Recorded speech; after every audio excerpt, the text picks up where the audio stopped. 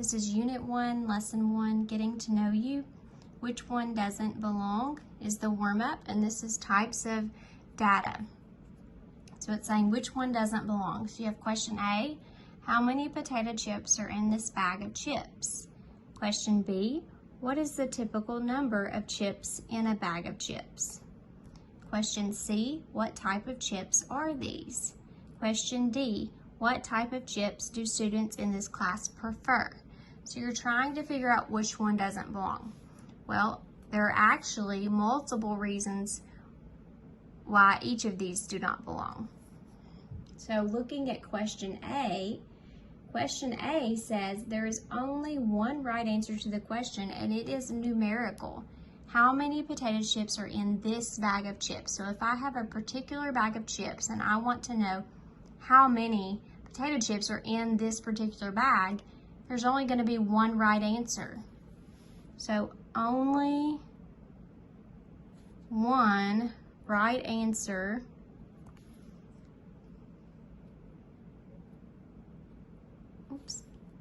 only one right answer, and it would be numerical. So there is a numerical answer for how many chips are in that bag. Question B, what is the typical number of chips in a bag of chips? Well, for this one, this is a statistical question and would require numerical data to answer it, because you're going to have to know, you're going to have to gather information to figure out what is the typical number of chips in a bag of chips. So you would have to have some kind of sample and calculate or count how many are in so many bags and then come up with the typical number.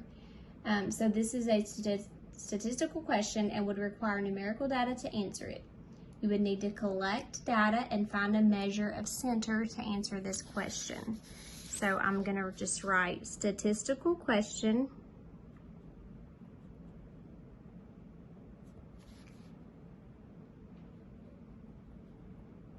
And I'm just going to put in parentheses numerical. And I don't really have much room to write there. Numerical, as in I would need a numerical answer for that. Let's look at question C. What type of chips are these? Well, this doesn't sound like it is a numerical type question. So question C doesn't belong with the others because it's not even a statistical question and would require categorical data to answer it. What type of chips? There is only one right answer that is non-numerical. So what type of chips are these? Only one right answer.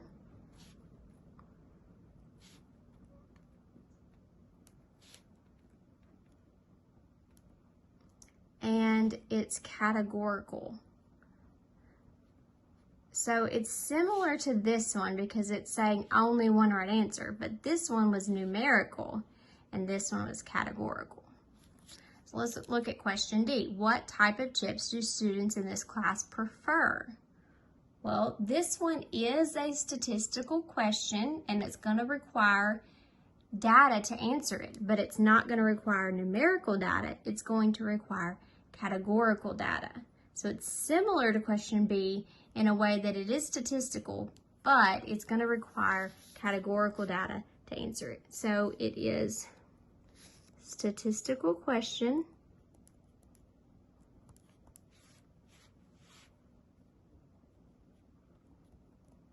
And we'll put categorical. And my writing is very sloppy tonight. All right, so let's look at this. 1.2, representing data about you and your classmates.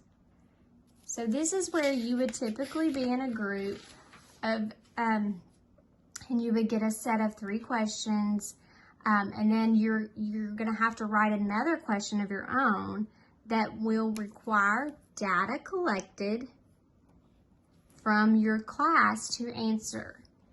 So for each of the 4 questions, you would write a survey question that will help you collect data from the class that can be analyzed to answer the questions. So you would ask the 4 survey questions to 15 classmates and record their responses to collect data. After collecting the data, you would return back to your group, and it's asking what is the question of your own that will require data collected from the class to answer. And then number 2 says, what are the 4 survey questions you will ask your classmates? So I'm just going to give you some examples here. There's some more questions that go along with this. So we're just going to go through some examples just so to help you along this. This is better done, of course, in a group, but I'm just going to kind of help you along in case you don't have a group or you're working through this, on your own. So what is a question of your own that will require data collected from the class to answer? Well, it could be multiple different things, but let's just say, what is the most popular favorite color for students in this class? You could say, what is the most popular flavor of pizza for students in this class? There's so many different answer or questions you could come up with. So let's just go with what is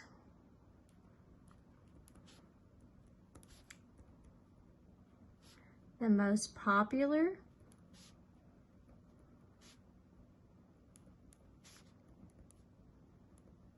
favorite color for students in this class. For students in this class. Well, so that's your question, but then you have to come up with your 4 survey questions.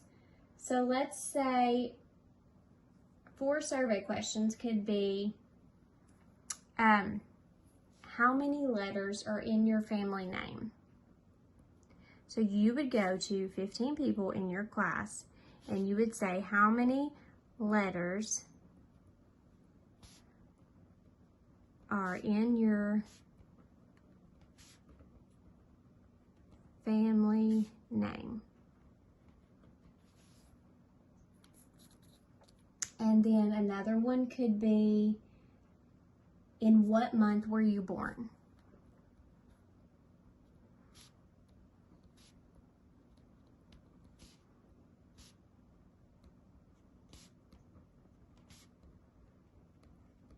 So that's another one. You would go to 15 different classmates and do that, or so however many classmates you have or can do this with. How many periods came before this class?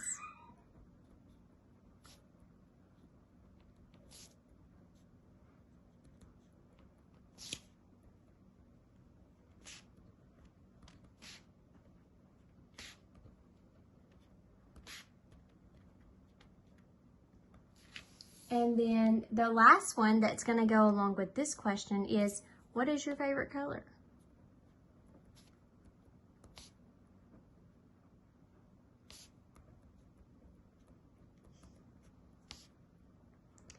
And with this lesson, if you were working on this at home, doing virtual or just something like that, you could ask, different friends or family members these questions and collect that data that way. So you could still do this even if you weren't in a classroom, or maybe you have classmates that you could send a message to and collect data that way also. All right, so let's look at number 3. Summarize the data for each question in a sentence or 2 and share the results with your group. So once you gathered your data, then you would summarize it. So let's say the students in this class tend to have about 5 or 6 letters in their family name. That's summarizing that data that you collected. February is the most popular birth month for students in this class. That's another way. You would just choose, well, what if June was the most popular? Well, then you would say June is the most popular birth month for students in this class. There have been 2 periods before this class. So that particular question would only just have, each student would have the same answer. How many periods before this class? Well, if they were in your class period, then they're going to have the same answer for that. And then red is the most popular favorite color for the class. So you would just figure out which one is the most popular and you would say, well, blue is the most popular, or green, or pink. I mean, you would just write that summary down.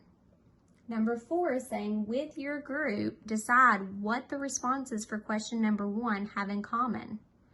Then do the same for questions number 2 and 3. So questions from the group, when you got your set of questions, the questions, each person in the group, you would say, what do they have in common? Well, the question number 1 was, how many letters are in your family name? So that is asking a number, it's wanting a number, and it may have different answers from different people. So it was a number, and it may have different answers from different people. Questions from number 2 were answered with words or phrases. That was the one saying, what is the most popular birth month, or what month were you born? So that one is words or phrases. Question number 3 was the one that would have the single right answer. How many periods are there before this one? It would have the single right answer. So every person in that answered that question would have the same answer, and it's a number. And number 5 says, does the question you wrote fit best with the questions from number 1, 2, or 3? Explain your reasoning. Well, the question we wrote was, what is the most popular favorite color for students in this class? So that is going to be, most students, they're going to have different answers, and it's not going to be a number, it's going to be a word or phrase. So it's going to fit best with questions from group 2. Question 2 would fit best with that one because it was words or phrases, and it may have different answers from different people. So that was all in this one. So on this next part, this was where you wrote down responders' names, response from question 1, 2, 3, and 4. So you have this table here, and this is what this was for, to collect all of your data. So as you were going through your questions, you would write down who it was, what their response was to each question, and then you would collect your data for that.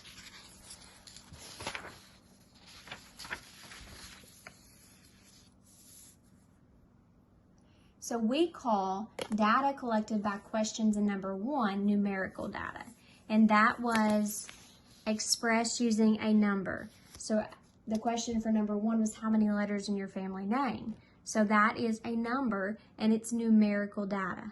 So in the lesson summary, you have these definitions here, and it's always good to read the lesson summary because it just helps kind of summarize everything that you've talked about in that lesson, and it brings about the important aspects from the lesson. And then questions for number 2 was categorical data. And categorical data are expressed using characteristics.